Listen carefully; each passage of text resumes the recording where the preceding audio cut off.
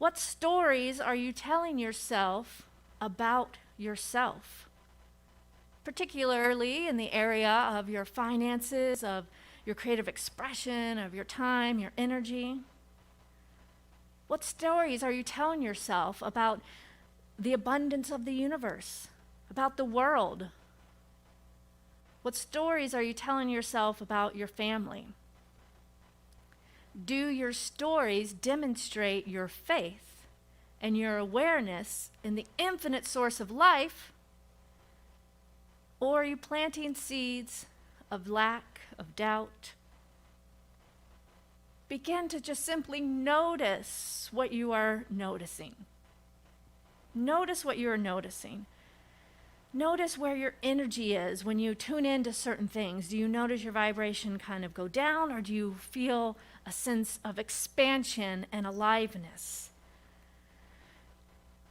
Are you energizing thoughts and stories of lack and limitation, which show up as excuses, judgments, complaints?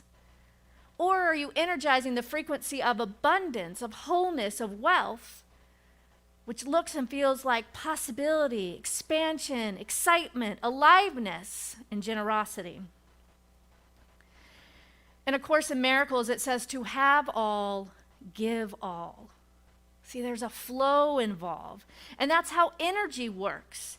There must be a current for which this energy to flow through. And that's who we are. We are energy. We are vibration.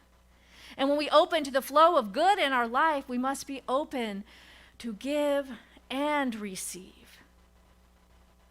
Jim Rohn, who was he was a famous philosopher and entrepreneur, motivator, he says, giving is better than receiving because giving starts the receiving process.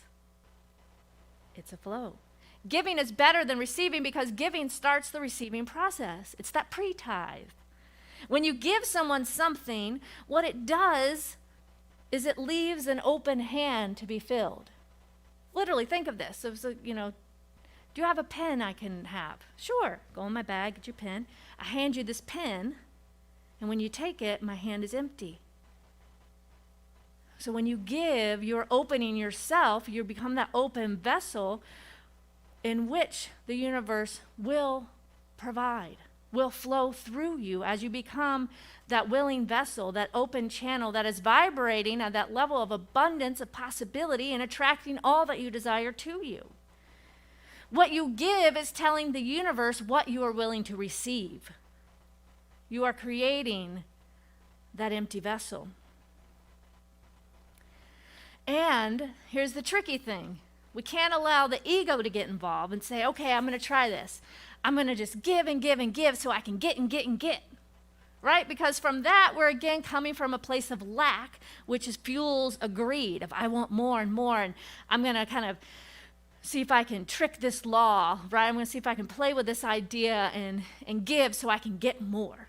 But when our giving is rooted from a place of the overflow of giving, from generosity, of giving because we can't help but give because it's all that we are. And then as we receive more, we experience the good of life and want to give more. That is that law of circulation. That is the law of giving and receiving. We want to give from this place of generosity where it feels good to give. We want to give from a place of gratitude where we're giving from a place of so grateful for what we have, because we can't give from something we don't have. So in simply giving of something, giving of our love, giving of our joy, giving of our time, our money, our talent, we couldn't give that if we didn't have it. So it's an actual expression of all that we are to be able to give and to be able to experience all that we are through giving. It takes a willingness to give, yet not be attached, and to receive, not with an expectation of how or what or when we receive, but just to know that we are activating that flow and activating that law of circulation when we give.